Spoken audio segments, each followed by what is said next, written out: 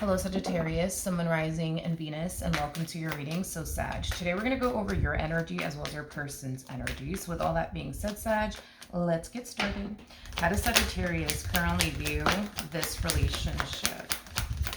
All right, Sag, let's see what's going on.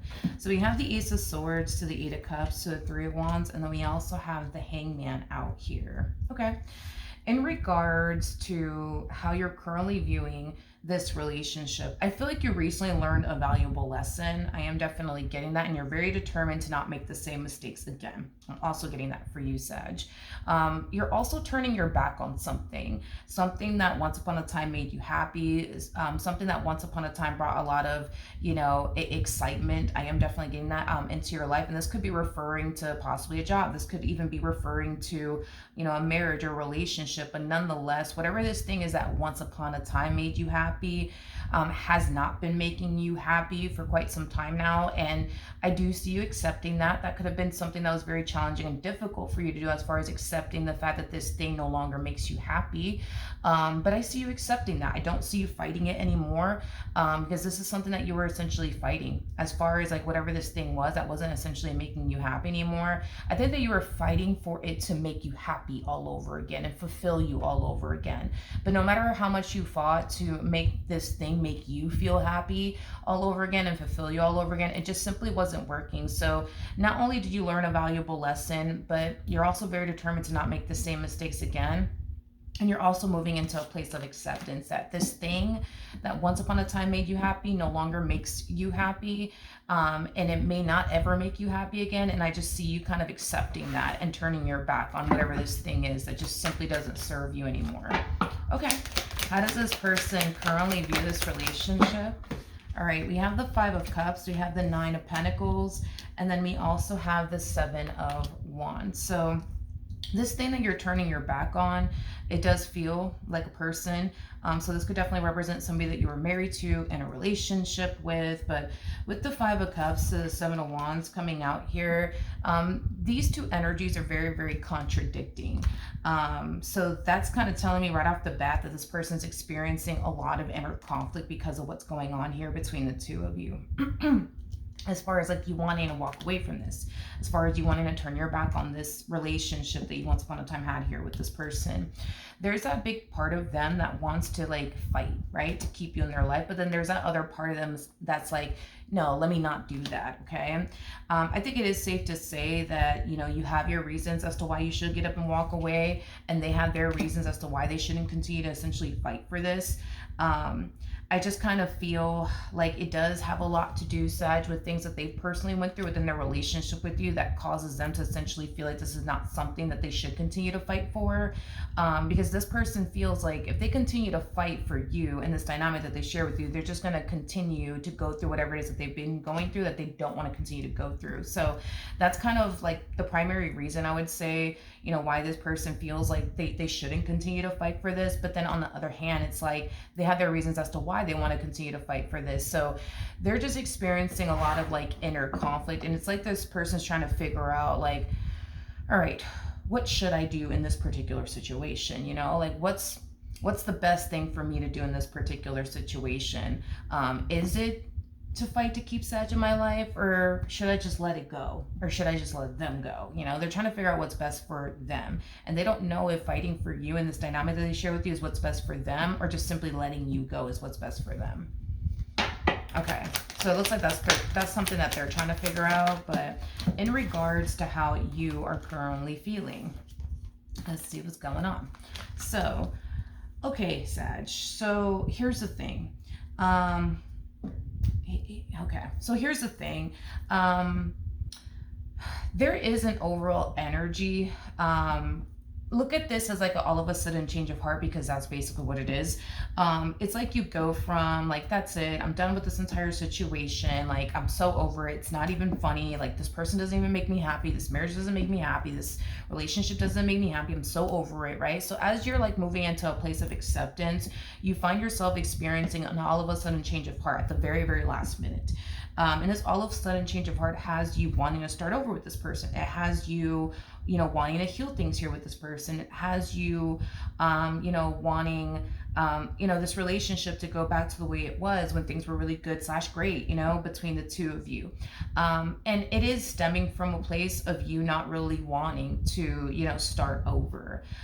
You just don't want to start over. You don't want to start over. And I feel like the main reason why you don't want to start over is because deep down inside, which this is very, very true, but deep down inside, it doesn't matter where you go or who you end up with, you're going to find yourself running into problems, you're going to find yourself dealing with things you don't want to deal with, okay? And I think that you know that very, very well. So like your whole thing is, I really don't want to start over because, even if I do start over, I'm pretty sure I'm going to meet someone. I'm pretty sure that someone is going to have certain things about them that I personally don't like, that I personally don't want to essentially deal with. Granted, it might not be the same thing that I'm dealing with over here. It might be something else, but do I really want to start over and go through all of this all over again?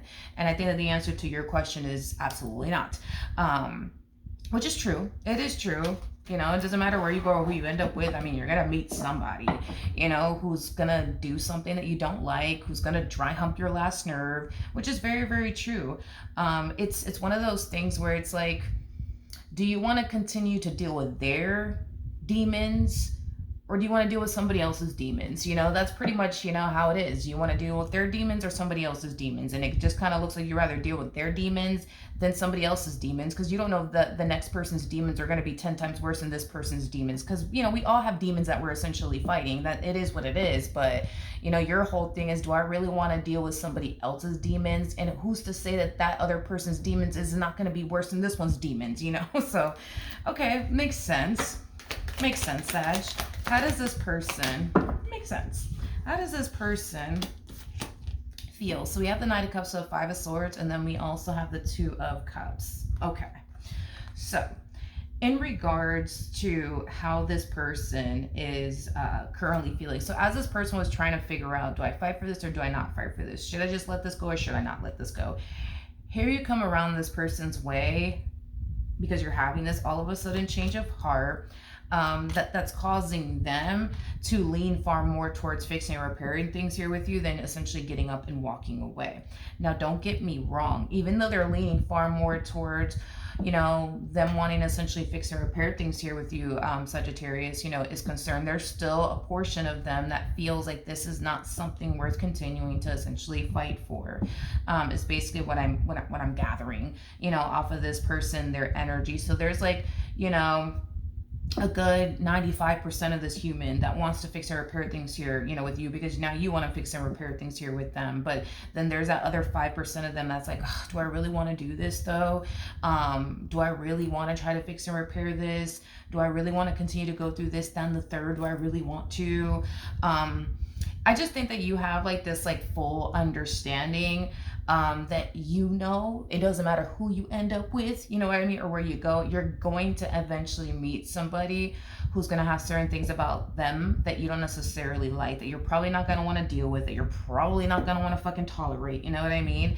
And this person, on the other hand, it's like their whole MO is they just don't want to deal with anything. They don't want to deal with you dry humping their last nerve under any circumstances. They don't want to deal with certain things that you essentially do that they don't necessarily like.